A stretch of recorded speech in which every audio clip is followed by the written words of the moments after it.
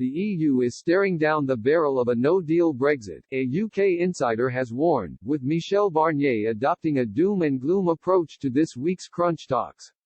EU chief negotiator Mr Barnier is in London for another round of trade talks with Downing Street counterpart Lord Frost.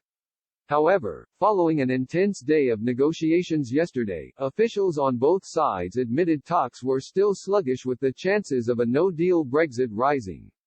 A Whitehall official close to the negotiations told Express.co.uk the EU's fishing demands could mean talks are set to judder to a halt.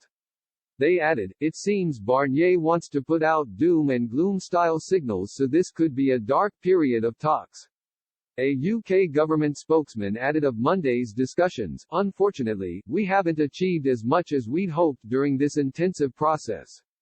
The EU doesn't seem to realize the scale of change in fishing rights they face if there is no agreement."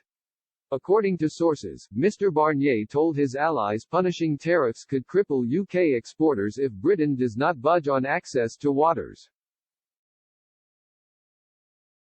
Mr Barnier wants to use the promise of lucrative access to the EU's market for key UK manufacturing sectors to secure greater access to the UK's coastal waters for the bloc's fishermen.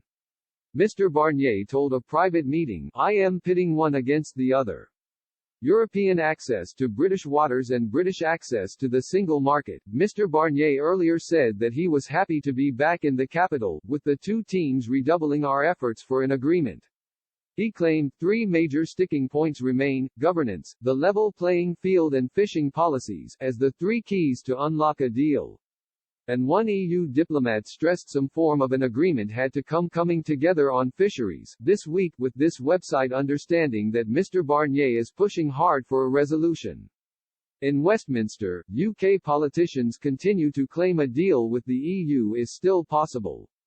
Chancellor Rishi Sunak said, "As we heard from the Prime Minister at the weekend, we have made significant progress.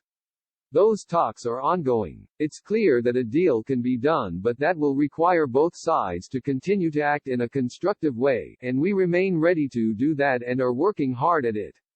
And Environment Secretary George Eustace indicated a possible compromise on fisheries, which has been a major point of contention delaying progress on a deal. But time is fast running out to have a deal in place by the end of the transition period on December 31, with businesses fearing the high trade tariffs they would face in the absence of an agreement.